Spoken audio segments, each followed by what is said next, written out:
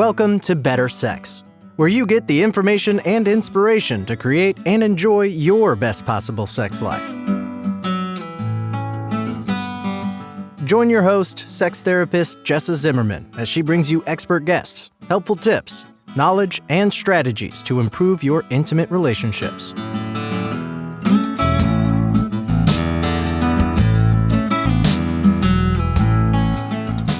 And now, your host, Jessa Zimmerman.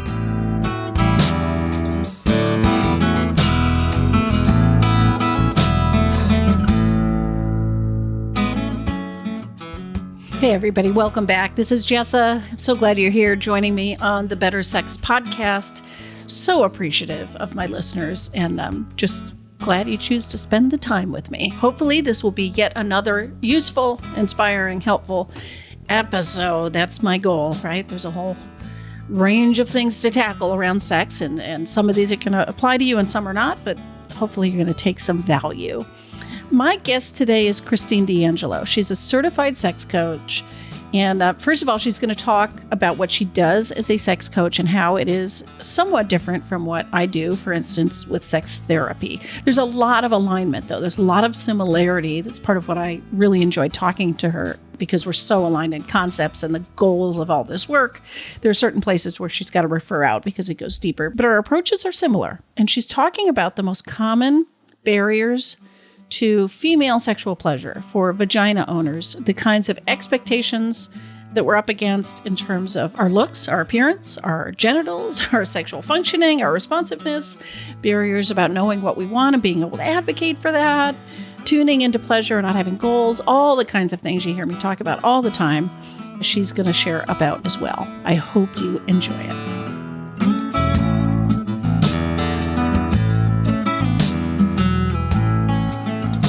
And before we start the show today, it is sponsored by Intimacy with Ease. It's a method to help otherwise happy couples achieve a sex life that is easy and fun for both of them, so that you can actually just enjoy your sex life with zero stress. For more information, if you want to watch a brief little training video that's available, all of that, go to intimacywithease.com. Kristine, thank you so much for joining me. Hello. Thank you so much for having me. So let's just start off by talking about what sex coaching is. Maybe, how you might distinguish that from sex therapy, for instance. Yeah. Great question. So sex coaching is essentially looking at someone and saying, hey, how do you want to improve your sex life? What skill sets do you want to learn? How do you want to be able to better harness your sexuality, right? And it is very much about kind of behavioral changes. Like, let's take a look at what you're currently doing, right? And maybe see what aspects of that are working and what aspects aren't working for you. And then we're going to weave in some changes, and then I'm going to have you practice those changes, right? Because the best way to become better at something is to practice. Yes. Yes.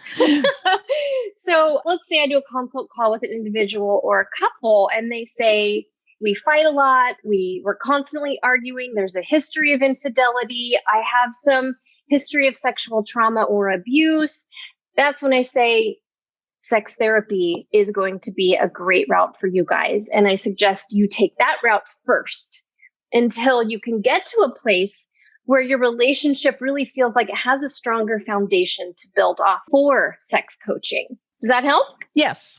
Is the practice that you ask them to do, is any of that in your office or is it all at home?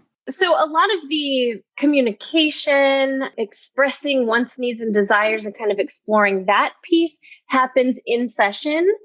But anything that happens of a more intimate nature happens in the privacy of their own home. And my practice is entirely talk only, so there's no touch involved. Yeah. So similar to sex therapy in that sense, because I've definitely talked to some people that involve sexological body work, or there's some touch components. So I'm just want to get clear. No, yeah, that's great. Thank you. Yeah. So why do you specialize in coaching women? Does that answer go beyond the fact that you're a woman? What? That's a really good question. So I feel like I represent a majority of the female sexual experience through my own like conservative upbringing and my own personal sexual exploration, developing my values, attitudes, and beliefs, but also education and the specific training that I've had in sex coaching really puts me in a position to really understand female sexuality and positively help women navigate through their own. So I get to see that really beautiful transformation happen of kind of quiet and shy, right? Right. And a little bit on the sexual conservative side, not really sure how to explore sexuality, where to even begin. And then by the time we're done working together, it's like, oh, I've watched this blossoming happen and they've stepped into their sexuality and they now feel comfortable and confident advocating for their pleasure. And I wanted to be that change in the world. So that's why I wanted to specialize in women, because I've been there myself. Yeah. I've experienced that. And it's not a great feeling. It can feel very isolating. It's very confusing, and also can really bring on a lot of anxiety when you're in a relationship, when you're in a sexual situation or experience, to be like, if a partner asks you, what do you want?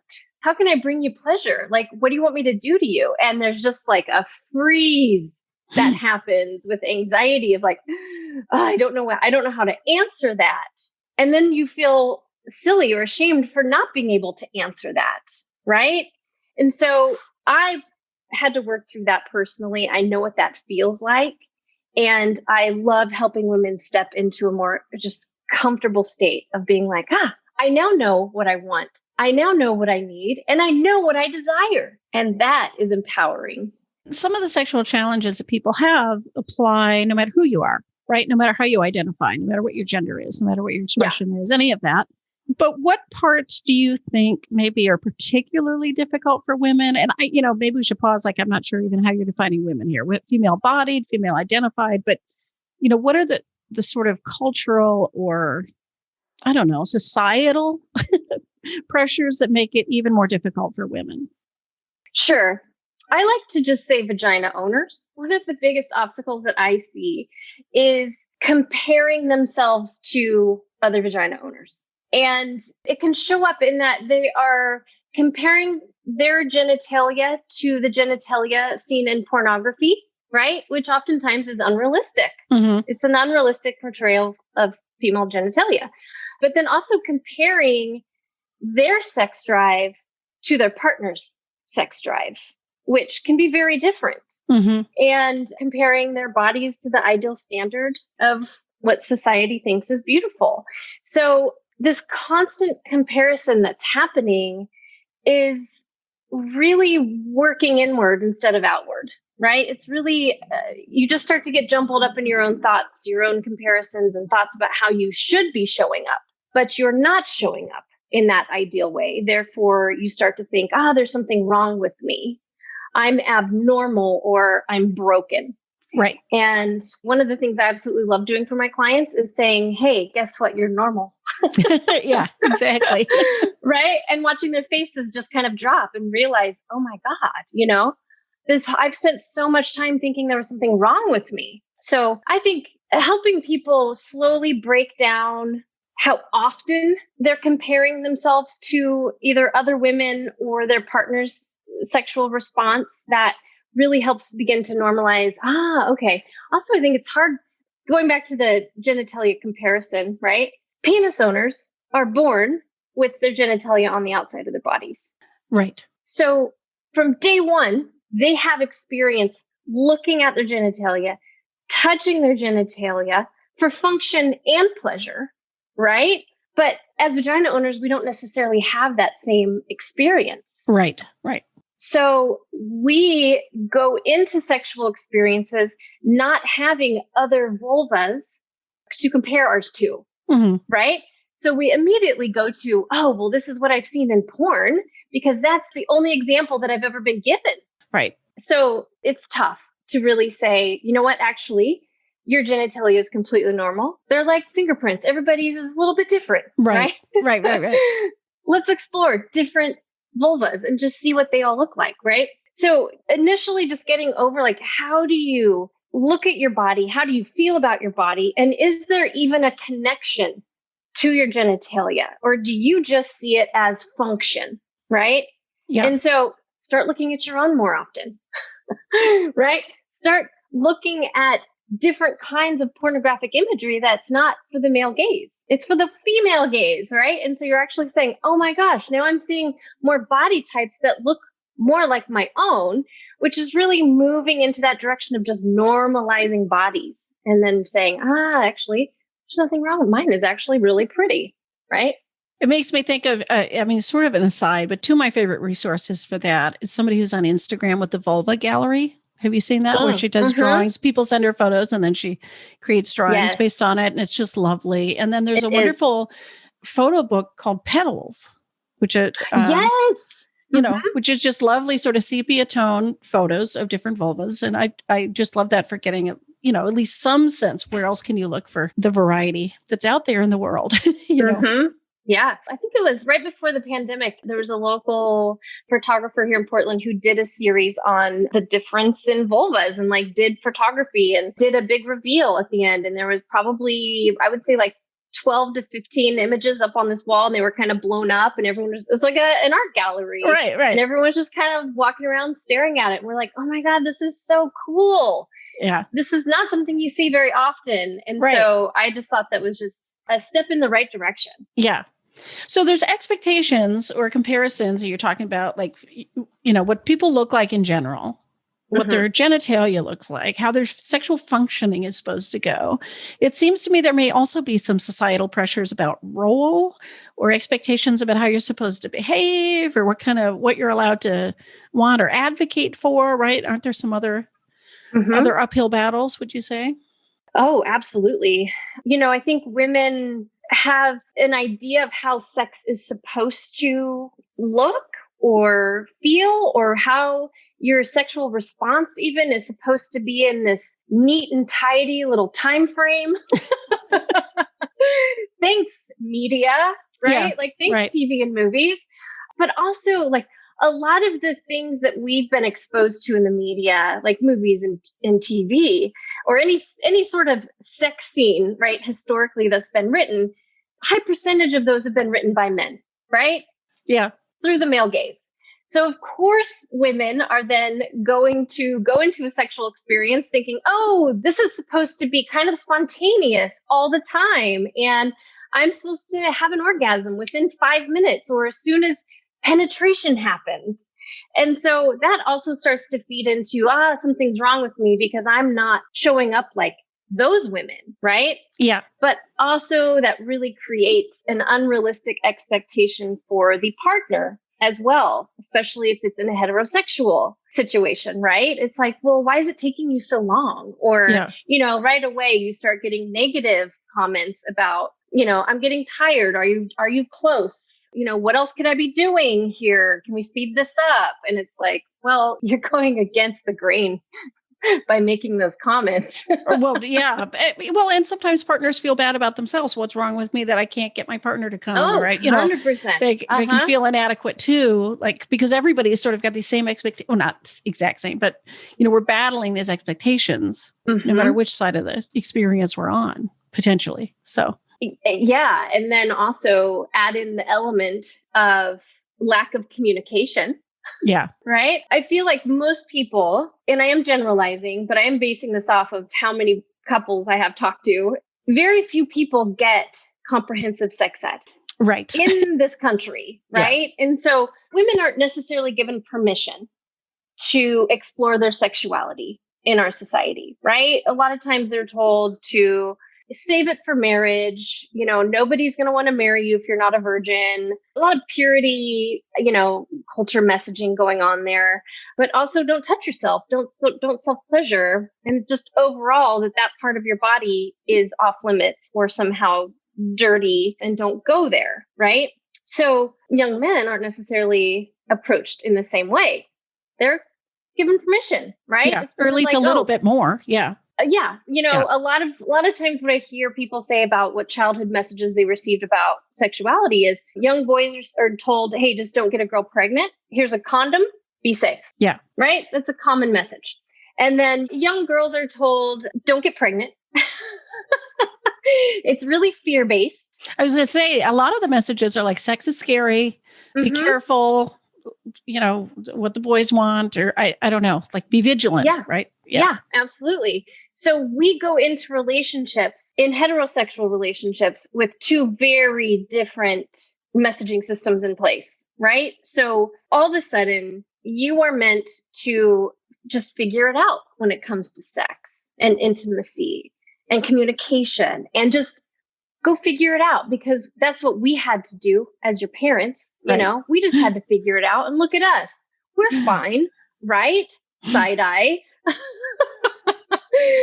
But when you're put into that dynamic, the male partner is saying, hey, I'm in this. Like, let's start having sex right away. How do I pleasure you? What do you like? What can I do for you? And the female is just like, I don't know, because I'm not experienced, or you're the first person I've been with. And so I don't know how to answer those questions. But there's this weird expectation that the female is now supposed to be this sex goddess who knows how to do it all and wants it all the time. Yeah. Right? Yeah. And so going into it, what are your individual expectations of sex and intimacy? Right. Talking about that would all be good. I'm thinking too, there's also, or at least couples I've talked to, sometimes a woman in that situation, like in a heterosexual relationship, will think, well, my partner's supposed to know what to do. They're supposed to magically be able to make this happen for me and know what to do. And so I have no responsibility to figure this out. It's up to the guy, which is all puts a ton of pressure on their partner too. Absolutely. Which is why we see a lot of performance anxiety, right? Right. Yeah. And just so basically both people may be feeling inadequate and confused and disappointed and aren't necessarily talking about it or doing something about that. Yes. And actually, one of my favorite type of couples that come to see me is premarital coaching. Like, they're like, hey, we want to set our marriage off on a good foot. Like, we want to make sure that we have a long, healthy, pleasurable sex life together. And I just applaud them because it gives me goosebumps. I'm like, guys, yes, I'm so excited for you. Let me teach you everything you need to know. Stuff I'm going to teach you, you're going to have for the rest of your life. As long as you keep putting it into practice, you can really just focus on pleasure. And that's the only objective going into a sexual experience, is how can we feel good together? Right.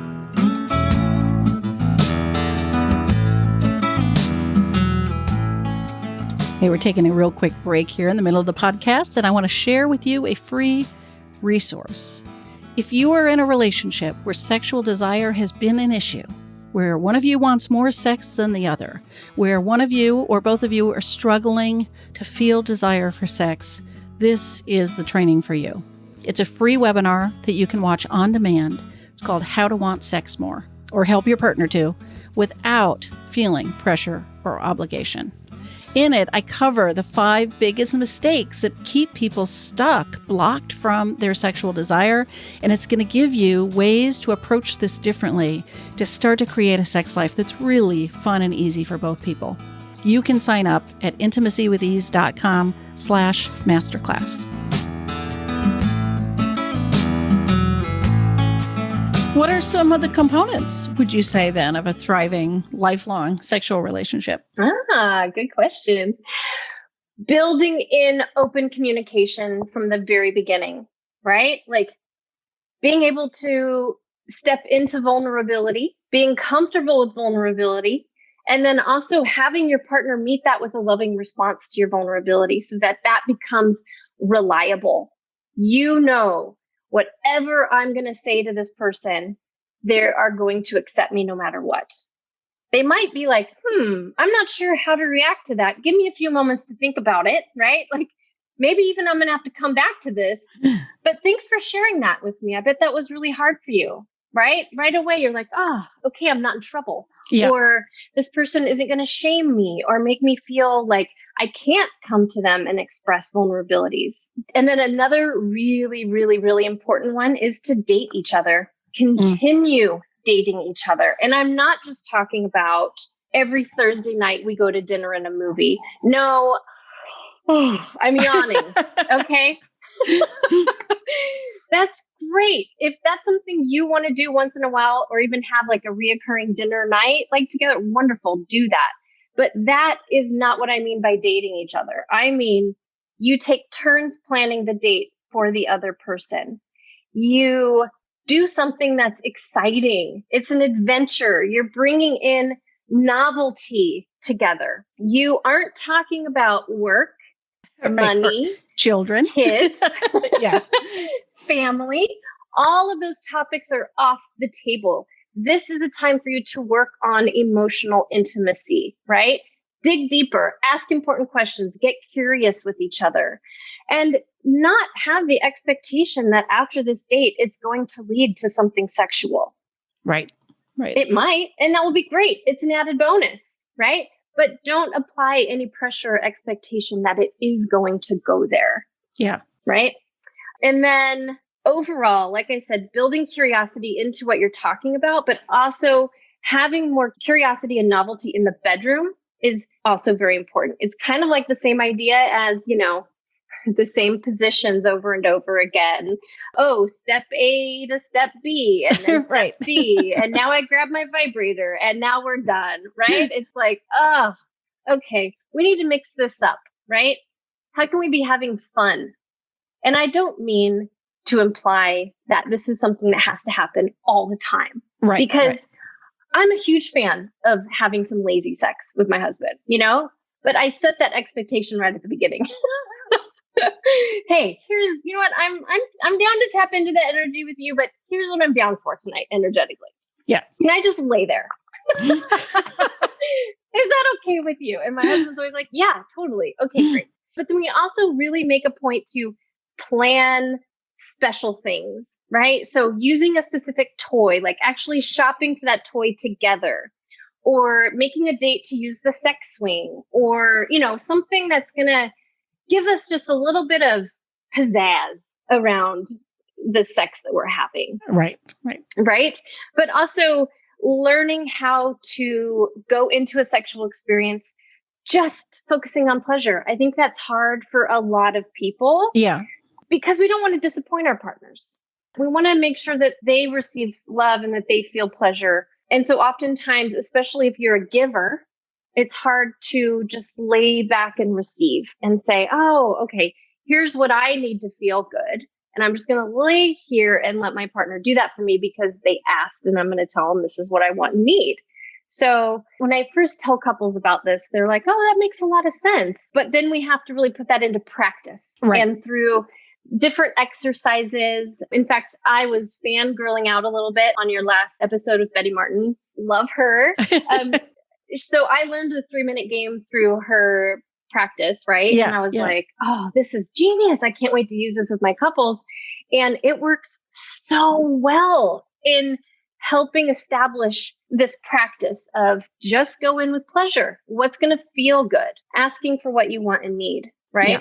So that's probably one of the biggest things that I work with my couples on. And it is really built in throughout our time together. So it's something that's constantly being worked on and practiced. How do you, if somebody comes to you individually, that's very, if a couple shows up, they've already had a conversation, they're both on board, at least to some degree, to sort of tackle this and work together. How do you support somebody who's coming to you individually and maybe hasn't raised this with their partner, or hasn't brought up their concerns or their dissatisfaction or their fear or whatever it is? Good question. I will always, at the very beginning, say the work that you're about to do with me is going to change you sexually. It's going to bring on really positive change, but your partner is going to notice. Your partner is going to start asking questions. Yeah. And through our work together, I want to help you feel more and more confident being able to say, here's what I'm doing. Here's what I'm working on. Do you want to be a part of this with me? Because it will impact your relationship. And so from the very beginning, I set that expectation and say, are you ready for that? Is that something you're ready to face? Because your partner is going to notice it. Yeah.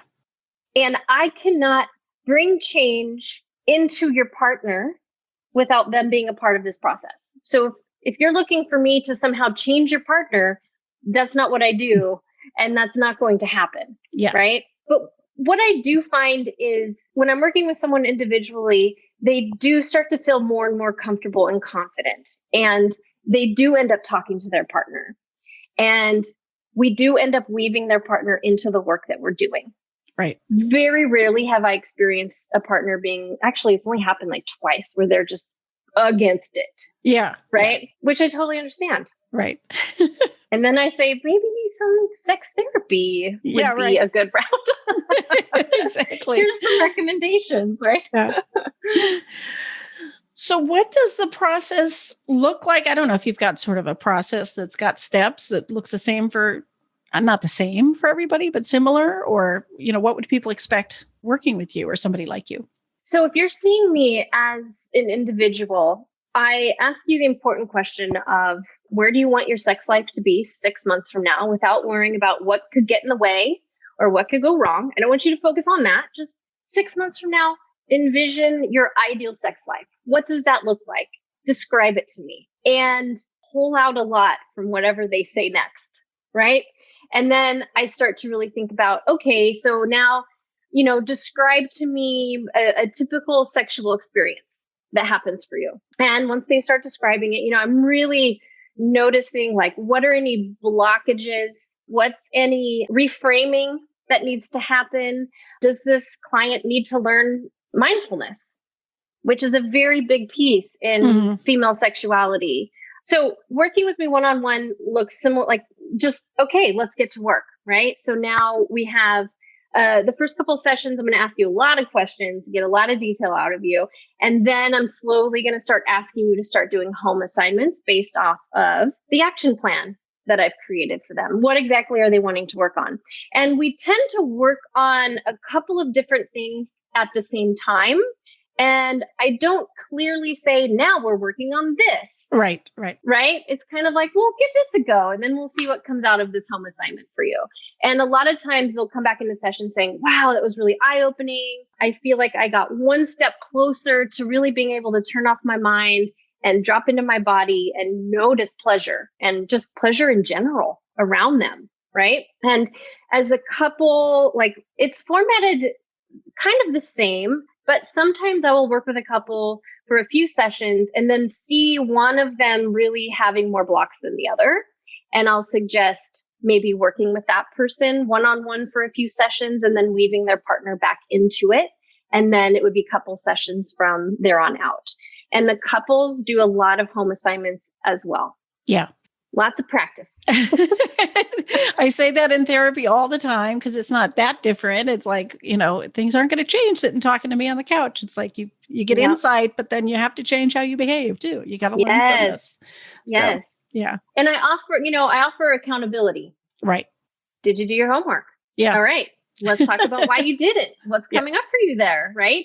But I also start the sessions from the very beginning saying, if you don't do your home assignments, it's really hard for me coming into session, taking you to the next step or taking you to that next level towards your goal. If you're not showing up doing the work, then that's telling me something, right? Maybe you're not ready for this. Right. Maybe we put this on pause for a little while till your life calms down, or you can have a little bit more free time to do some of the home assignments. It's all about, that balance that you can create. Right. So where can people find you? What do you want a second to let them know about what you've got available and how to find you? Oh, thanks.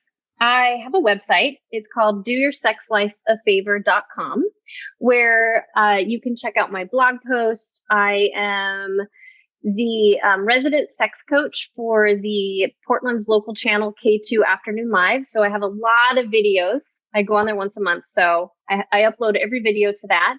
You can go to my YouTube channel, Kristine D'Angelo, Certified Sex Coach. I have a lot of videos on there. And then my husband and I actually co-host a podcast called So I Married a Sexologist. And you can find that on any major platform where you listen to your favorite podcast. Great. I'll put all those links in the show notes too. Oh, thank you. Yeah. Well, thank you so much for being on the show. It was my pleasure. Thank you so much for having me.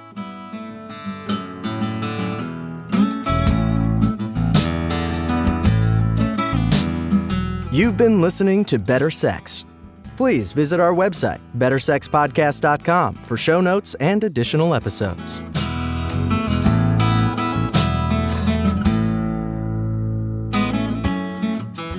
And that's a wrap for today. I really hope you enjoyed the episode. If you are enjoying the podcast, if some of this material resonates with you and you would like to make a difference and make sure that this keeps coming out in the world once a week, ongoing, there are a couple things you could do to show your appreciation.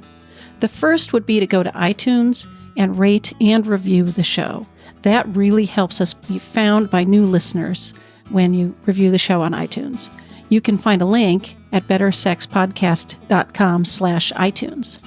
The other thing I want to invite you to consider is becoming a Patreon. For a small monthly pledge, you get some benefits. So for $2 a month, you get advance access to every single episode. For $5 a month, you get a chapter of my upcoming new book. And for $10 a month, I host quarterly get-to-know-you and question-and-answer chats over the web, and you get invited to that. I would love to have your membership in that, become part of the Better Sex family. You can find a link at bettersexpodcast.com/Patreon, which is Patreon. Again, thanks for listening. I'm glad you're here. Feel free to comment, ask questions, get in touch. I'd love to hear from listeners. Thanks.